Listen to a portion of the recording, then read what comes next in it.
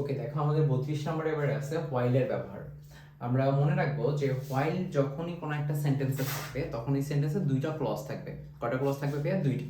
আমাদের প্রথম ক্লজের ক্ষেত্রেই শুধু পরিবর্তন হবে, কিন্তু দ্বিতীয় যে ক্লজটা থাকবে ওইটাতে সবসময় আমাদের কি হবে জানো? পাস্ট ইনডেফিনিট টেন্সই হবে, ওইটার কোনো চেঞ্জ হবে না, অর্থাৎ ভি টু ফর্মটাই বসবে। আমাদেরকে শুধু মনে রাখতে হবে যে হোয়াইলের পরে যদি কোনো একটা ভার্ব আসে, কি আসে?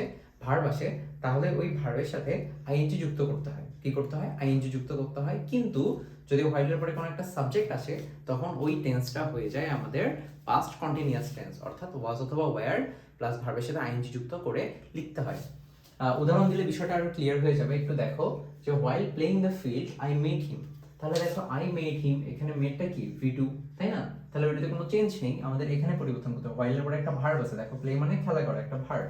তাহলে সিম্পলি ভার্ব থাকলে কি হয়ে যাবে? ভার্বের সাথে আইএনজি যুক্ত হবে, তাই না? তাহলে আইএনজি যুক্ত হয়ে গেল প্লেইং। কিন্তু যদি হোয়াইলের পরে একটা সাবজেক্ট আসে, দেখো হি একটা সাবজেক্ট না, থার্ড পারসন সিঙ্গুলার নাম্বার একটা সাবজেক্ট, তাহলে কি হয়ে যায় আমাদের বলো তো? Past continuous tense. তাহলে যেহেতু হি একটা থার্ড পারসন সিঙ্গুলার নাম্বার, সেহেতু ভার্বটা কি হবে? ওয়াজ হবে, তাই না? ওয়ার তো হবে না, ওয়ার হচ্ছে প্লুরাল, ওয়াজটা হচ্ছে সিঙ্গুলার। তাহলে ওয়াজ প্লেইং,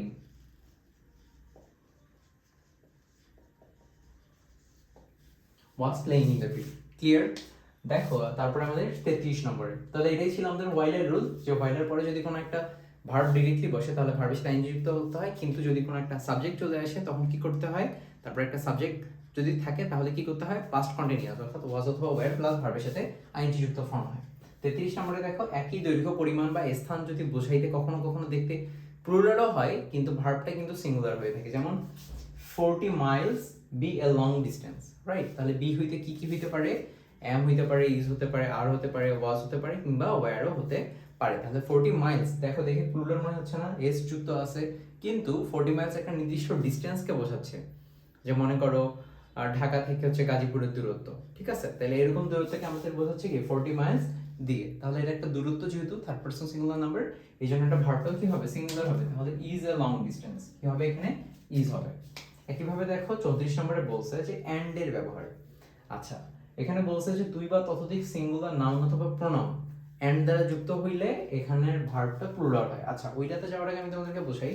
দেখো, যদি সিম্পলি যদি বলতো রানা প্লে ফুটবল, রানা একটা থার্ড পারসন সিঙ্গুলার নাম্বার ভাইয়া, তাহলে রানা যদি থার্ড পারসন সিঙ্গুলার নাম্বার হয়, ভার্বটাও সিঙ্গুলার হবে, তাহলে কি হয়ে যাবে বলো তো? প্লেস হয়ে যাবে। কিন্তু ওই সেম জিনিসটাই যখন রানার সাথে আরো একজন যুক্ত আছে, তাহলে কয়জন হইলো? রানা অ্যান্ড রফিক, তাই না? দুইজন হয়ে গেছে। এটাও একটা থার্ড পারসন সিঙ্গুলার নাম্বার, এটাও একটা থার্ড পারসন সিঙ্গুলার নাম্বার, এক এক মিলে কি দুই হয়ে গেছে না? অ্যান্ড দ্বারা যুক্ত হয়েছে, তখন এই ভার্বটা কিন্তু আর সিঙ্গুলার হবে না। যদি শুধু এতটুকু থাকতো যে রফিক গো টু স্কুল, তখন কি হইতো? রফিক গোস টু স্কুল হইতো, অর্থাৎ গোটা সিঙ্গুলার ভার্ব হইতো, গোস হয়ে যাইত, তাই না? কিন্তু এখন যখন দুইজন যুক্ত আছে অ্যান্ড দ্বারা, তখন কিন্তু গোটার পরিবর্তন হবে না, গোটা গোই থাকবে। ওকে, এখন দেখো, তবে একই ব্যক্তি বা বস্তুকে বোঝালে ভার্বটা সিঙ্গুলার হয়। কি হয়? একই ব্যক্তি বা বস্তুকে যদি বোঝায় তখন ভার্বটা সিঙ্গুলার হয়ে থাকে, ঠিক আছে? যেমন slow and steady win the race, ঠিক আছে? আচ্ছা, এটা হইতেছে স্লো অ্যান্ড স্টেডি। দেখো এটা কি একই ধরনের ওয়ার্ড না? যেমন bread and butter, slow and steady, ঠিক আছে? ধীর গতিতে কিন্তু কি কন্টিনিউয়াস যেতেই আছে। আমরা হেয়ার অ্যান্ড টর্টলসে পড়ছিলাম ওই গল্পটাতে এটা ছিল। তাহলে স্লো অ্যান্ড স্টেডি একই ধরনের জিনিসকে বোঝাচ্ছে, এজন্য কিন্তু এইখানে দুইটা জিনিস এন্ড দ্বারা যুক্ত হলেও, তাই না? এই দুইটাই কিন্তু থার্ড পারসন সিঙ্গুলার নাম্বার, দুইটাই এন্ড দ্বারা যুক্ত হলেও এখানকার ভার্বটা আমাদের কি হবে বলতো? সিঙ্গুলার হবে, প্লুরাল হবে না। এটা হচ্ছে আমাদের মনে রাখতে হবে, বুঝছো? একই ধরনের জিনিসকে যখন বোঝাবে, তাহলে এটা কি হবে? উইন্স, বুঝছো? এটা হচ্ছে উইন্স। কিন্তু এটার একটা এক্সেপশন আছে। কি exception? Time and tide wait for none. তোমরা হয়তো জানো যে প্রভাব কিংবা এই ধরনের যে ওয়ার্ডগুলো, এগুলোর কোনো পরিবর্তন হয় না, এটা এভাবে মনে রাখতে হয়। তাহলে টাইম অ্যান্ড টাইড মানে কি? সময় এবং স্রোত কারোর জন্য অপেক্ষা করে না। তাহলে এখানে যে ওয়েট লেখা আছে, তাই না? তাহলে এই ওয়েটটা কিন্তু ওয়েটই থাকবে, এখানে ওয়েটস হয়নি, যদিও বা এই দুইটা জিনিস একই রকমের। বুঝতে পারছি? ওকে, তারপরে দেখো 35 নম্বরে বলছে যে এন্ড দ্বারা যুক্ত সিঙ্গুলার নাউনগুলোর পূর্বে ইচ, এভরি অথবা নো থাকলে ভার্ব সিঙ্গুলার এবং ভার্বগুলো সিঙ্গুলার হয়ে থাকে। আচ্ছা, যদি মনে করে এমনিতে বলতো যে স্টুডেন্ট এন্ড টিচার, তাহলে কি এক এক দুই হয়ে গেল না? তাহলে প্লুরাল হয়ে গেছে, তখন কি ভার্বটা প্লুরাল হয়ে যাইতো। কিন্তু যদি এখানে কি থাকে? এভরি আছে, দেখো এভরি, ইচ এন্ড যদি নো থাকে তখন কিন্তু ভার্বটা সিঙ্গুলার হয়ে যায়, তাই না? প্রত্যেককে বোঝাচ্ছে একজন একজন করে, তাহলে একজন তো সিঙ্গুলার, তাহলে ভার্বটা সিঙ্গুলার হবে, তাহলে কি হবে? হেল্পস, বুঝছো? এবারে দেখো 36 নম্বর বলছে কালেকটিভ নাউনগুলো সাধারণত সিঙ্গুলার এবং এরপরে ভার্বটাও সিঙ্গুলার হয়ে থাকে। কালেকটিভ নাউন মানে কি?